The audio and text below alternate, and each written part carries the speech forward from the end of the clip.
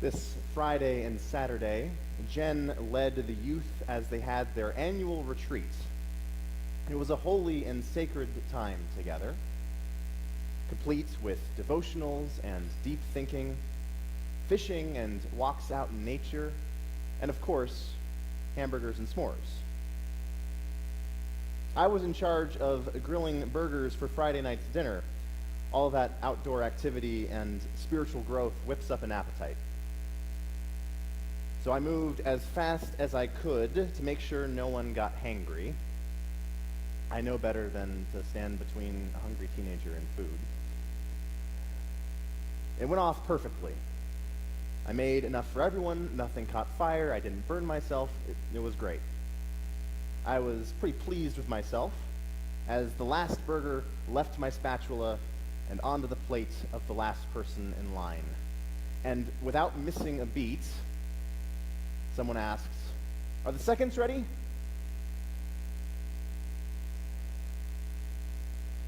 Clearly they were still hungry.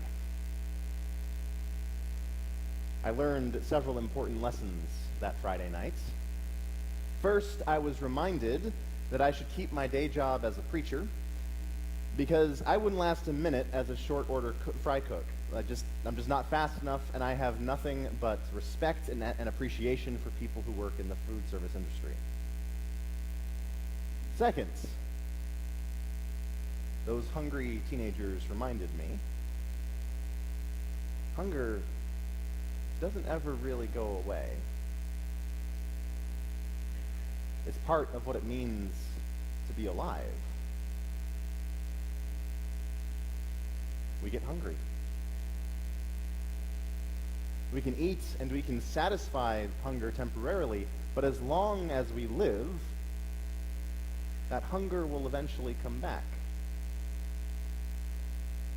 Everyone, from newborns to teenagers to senior citizens, everyone gets hungry.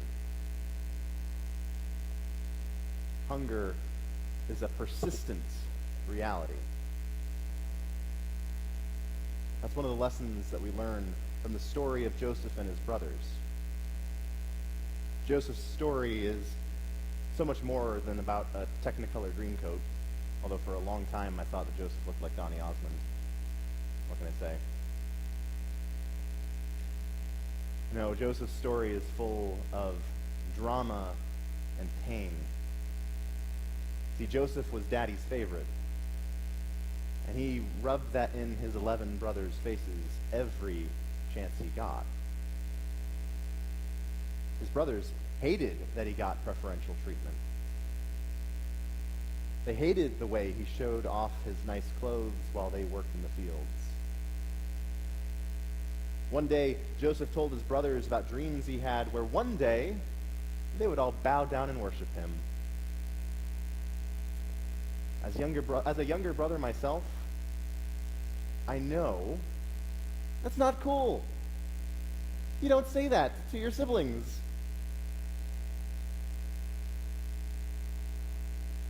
The impression we get is that Joseph's just not that kind of a person. He's just not that kind.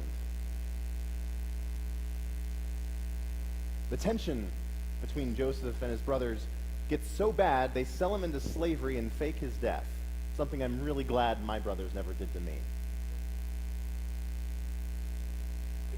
As a slave, Joseph ends up in Egypt, where he used his gift to interpret dreams to gain trust and power and become the most powerful person in Egypt next to Pharaoh. In this newfound position of power, Joseph was able to help Egypt prepare for a devastating famine. People came from all over the world to purchase food from Joseph.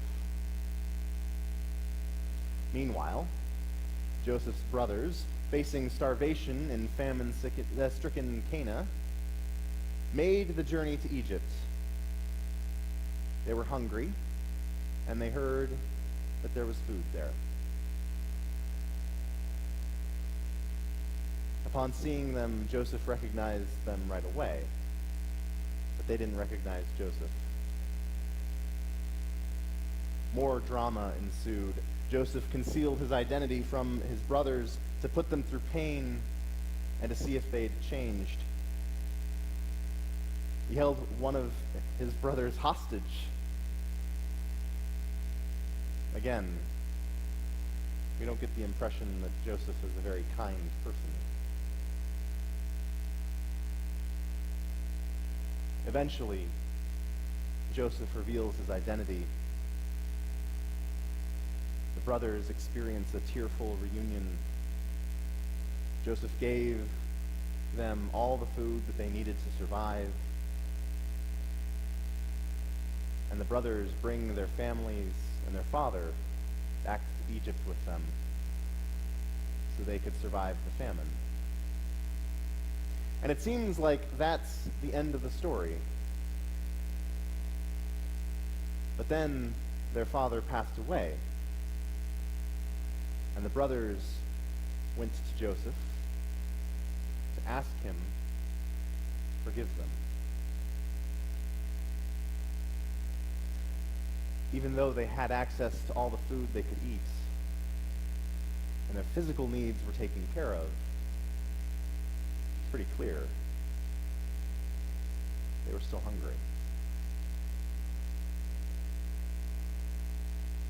They were hungry for forgiveness. They were hungry for mercy. Hunger is a persistent reality.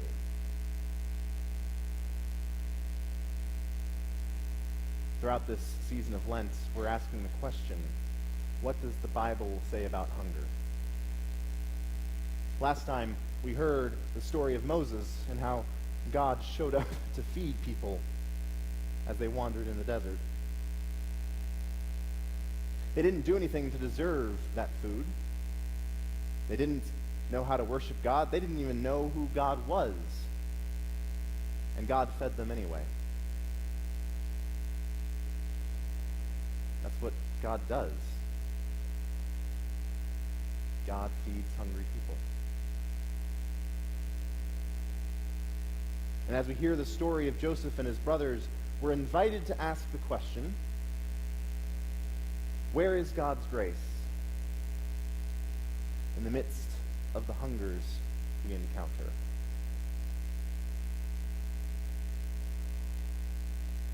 Where is God's grace when we encounter hunger?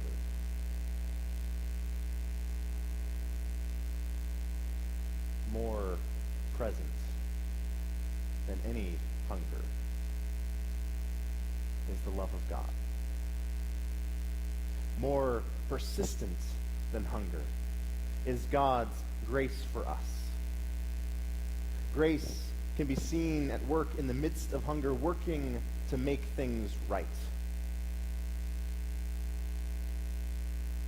That's what Joseph discovered when his brothers came begging for mercy. Joseph could have ignored their pleas or rejected them.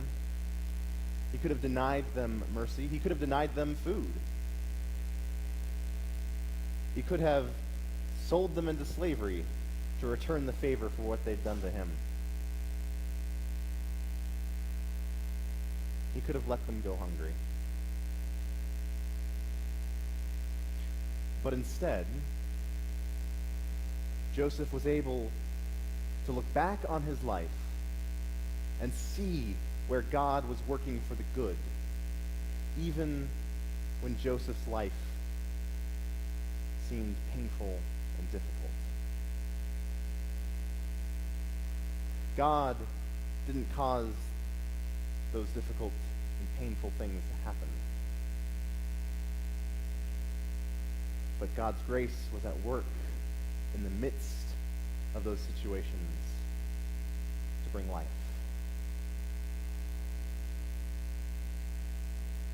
By feeding his hungry brothers and offering them mercy, Joseph was responding to the grace of God. And by the end of the story, we see that Joseph has grown. By the end of the story, the immature, self-centered, manipulative dreamer acts with kindness and tenderness.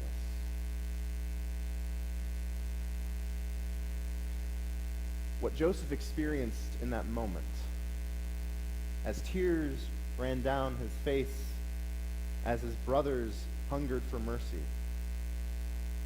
was God's justifying grace. Justifying grace is the grace that makes things right. God worked through Joseph to make things right, to bring mercy, because that's what God does. God shows forgiveness and mercy, because God is forgiveness and mercy. God brings healing and restoration. When we would rather hold on to hate, judgment, anger, pride, and fear, when we would rather withhold forgiveness and kindness from those we think don't deserve it, God gives away mercy. God gives away mercy for us to hold on to instead.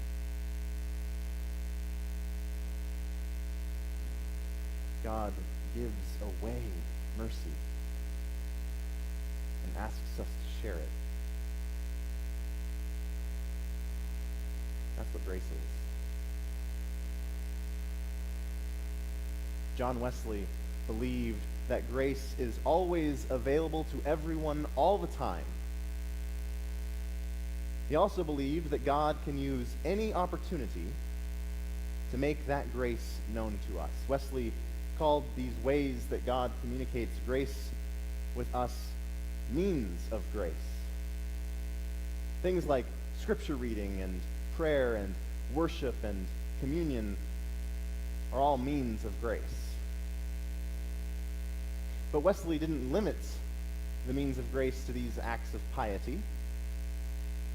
Wesley said that everything which we give or speak or do, whereby our neighbor may be profited, whereby another person may receive any advantage, either in body or soul, is a means of grace.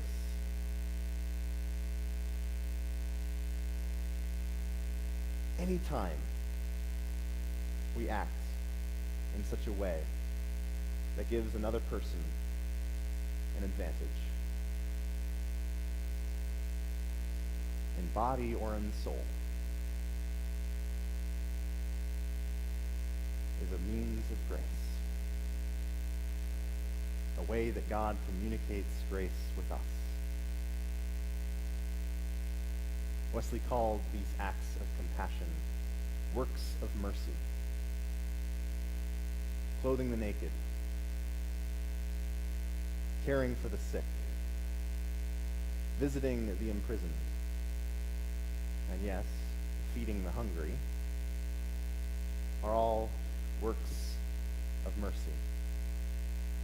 These are all ways in which God can work in and through us, not because they magically make us good people. Like, okay, I checked off a work of mercy today. I'm good for the day.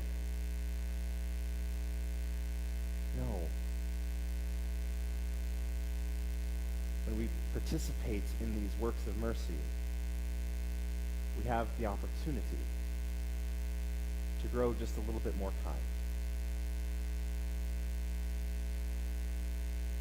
Just like Joseph did by the end of his story. When the hungry are fed what they need to survive and thrive, we can see God at work making things right. When we work to feed the hungry, we are participating in works of mercy. And in that mercy, we can experience grace. And we have plenty of opportunities to participate in works of mercy and open ourselves up so God's grace can work within us. Because there are those around us who are hungry for food and for mercy. According to a report from Feeding America, in 2016, there were 1,790 persons in Clay County who were food insecure. Being food insecure means that a family doesn't have access to enough food for every person in the family to live an active, healthy life. 1,790 people in this county. One bad month is all it takes to send a family into a situation of food insecurity. Layoffs at work, unexpected car maintenance, or an accident can suddenly force a family to choose between buying food and paying bills. Having the lights on, or heat in the winter, and having enough to eat. Working families across America face countless situations that can result in food insecurity and hunger. And so, where is God's grace in the midst of this present and persistent hunger?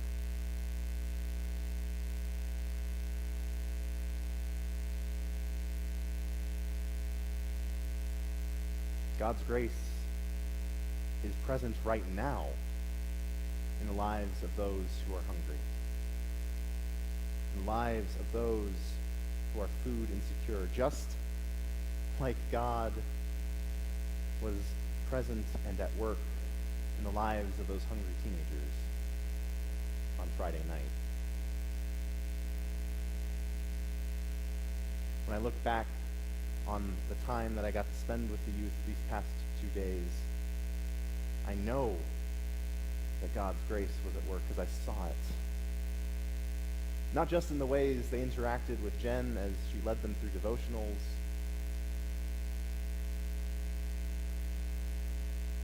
not just in the conversations and the fun that they had, but also when they were hungry and asking for seconds. God's grace was there, and I could see it.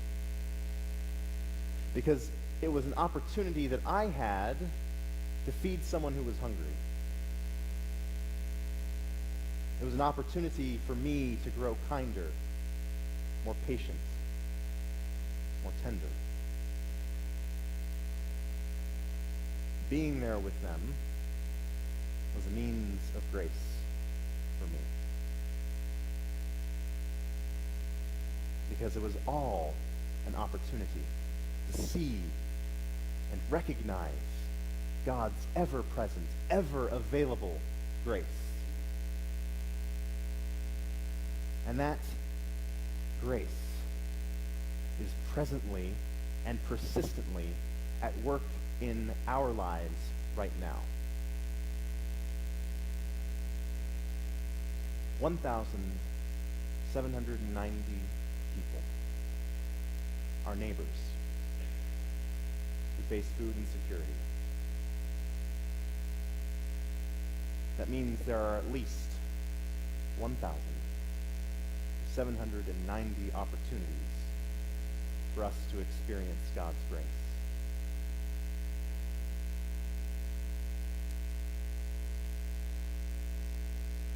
$1,790 opportunities for us to join with God in a work of mercy. The question that we are left with today is this: are we hungry for mercy?